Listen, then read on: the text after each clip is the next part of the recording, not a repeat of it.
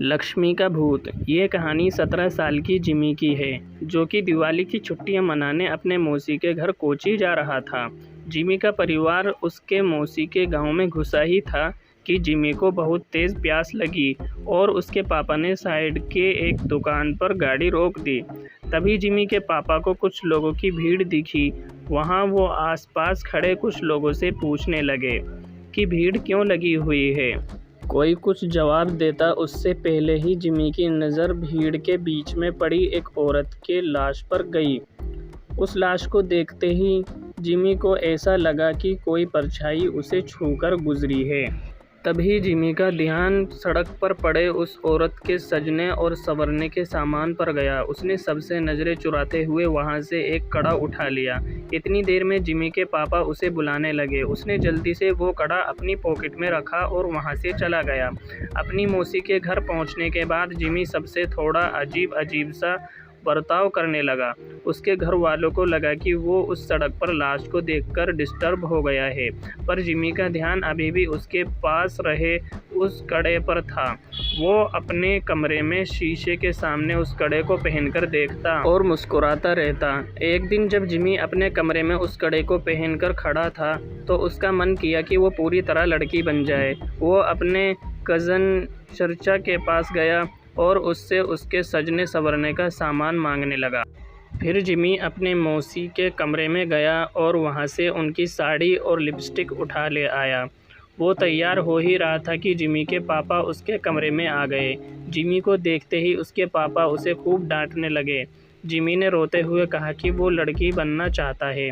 ये सुनकर उसके पापा बेहद गुस्से में आ गए और उसे बुरी तरह पीटने लगे और उसका कमरा बाहर से बंद करके चले गए। जिमी अपने कमरे में बैठकर ज़ोर ज़ोर से रोने लगा कि तभी अचानक से उसे दीवार पर लड़की की एक परछाई नज़र आई और धीरे धीरे वो परछाई उसकी तरफ आने लगी। जिमी वो परछाई देखकर थोड़ा घबरा गया और कमरे का दरवाज़ा ज़ोर ज़ोर से पीटने लगा, पर किसी ने दरवाज़ा नहीं खोला।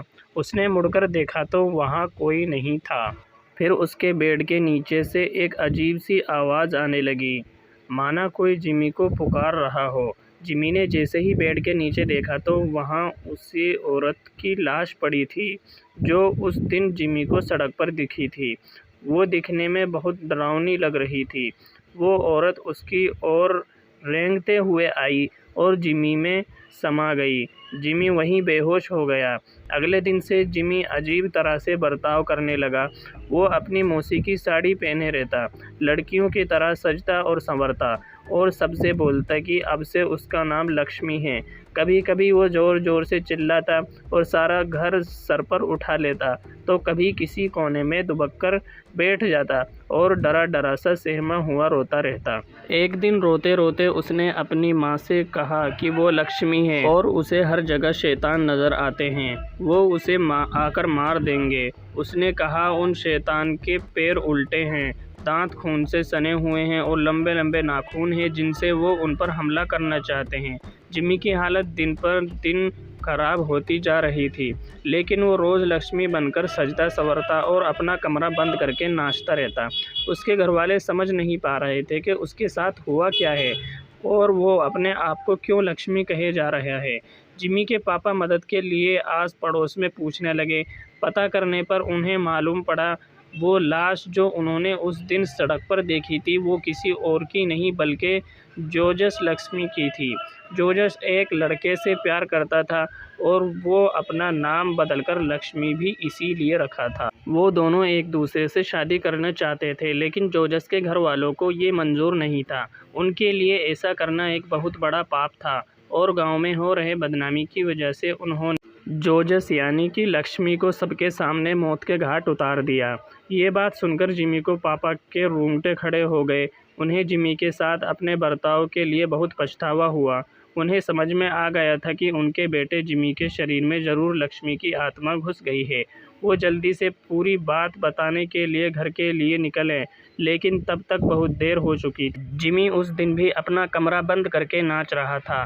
तभी उसे लगा कि उसके दरवाजे पर शैतान उसे मारने आ गए हैं। वही शैतान जिनके पैर उल्टे थे, दांत खून से सने हुए हैं और लंबे लंबे नाखून थे। जिम्मी घबराहट के मारे जोर जोर से चिल्लाने लगा। उसके बाकी घरवाले जब तक वो दरवाज़ा तोड़कर अंदर घुसे, जिम्मी का शरीर पूरी तरह से अकड़ चुका था।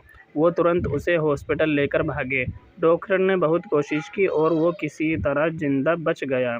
जब जिम्मी के पापा ने सबको जोर्ज की कहानी बताई, तब सभी परिवार वालों को जोर्ज के लिए बहुत दुख हुआ और उन्होंने जोर्ज के लिए प्रार्थना की। और जब उन्हें जिम्मी के पास वो कड़ा मिला, उन्होंने वो भी जोर्ज की कब्र के साथ गड़वा दिया।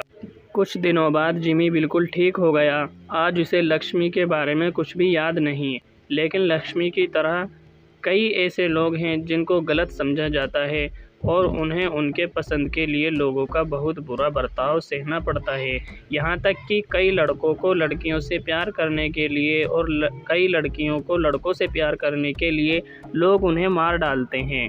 ये कहानी भले ही एक काल्पनिक कहानी है, लेकिन इस कहानी में एक बहुत ज़रूरी मैसेज छुपा हुआ है। सबको प्यार करने का हक़ है और हम सभी को हर इंसान की प्यार की कदर करनी चाहिए। दोस्तों, वीडियो अच्छी लगी हो तो वीडियो को लाइक, शेयर और चैनल को सब्सक्राइब ज़रूर करें।